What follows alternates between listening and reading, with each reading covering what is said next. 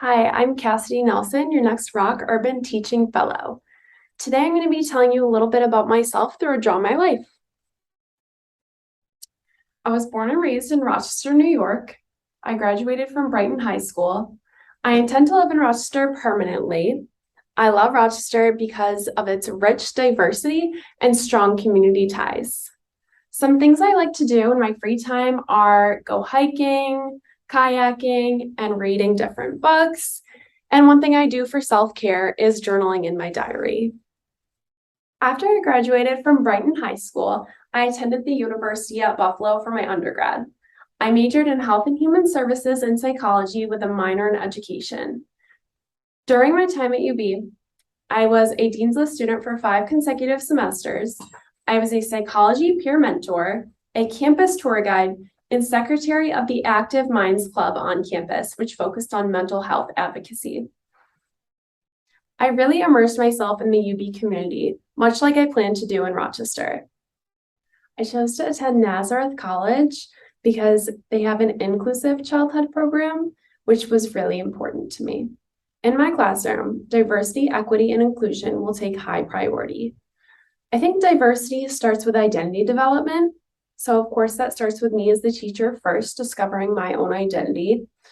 And then as I discover my own, I will then be able to help foster and facilitate identity development for my students.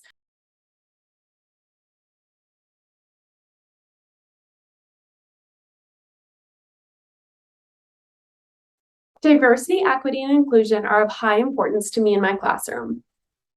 Diversity starts with identity development, which is talked about greatly in Dr. Goldie Muhammad's Cultivating Genius. It's actually one of her 4 parts of her historically responsive framework, which include identity development, skills development, intellect, and criticality.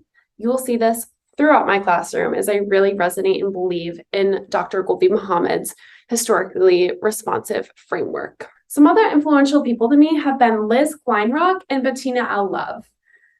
I actually had an opportunity to see Liz Kleinrock speak at Nazareth in the forum. Liz Kleinrock's ideas that reading children books that are, yes, representative, but also affirming to them and representing them in positive ways will always stick with me.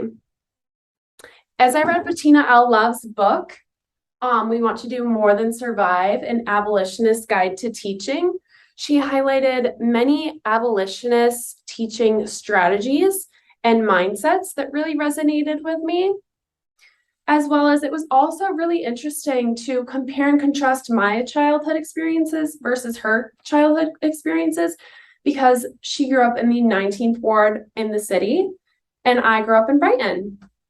And now into the future. As a ROC Urban Teaching Fellow, I will have an opportunity to apply my learning in the classroom. Of course, this is an amazing opportunity for myself, but it will also greatly benefit the children. Being a teacher in the Rochester City School District will lead me to fulfillment because teaching in an urban environment is truly my passion. I think first, connecting lessons to the real world starts with understanding what the world looks like for your students and what's relevant to them. So if I'm teaching a lesson on fractions, obviously I'm not going to go in and say something about fractions that only relates to 30-year-olds or like 45-year-olds or something.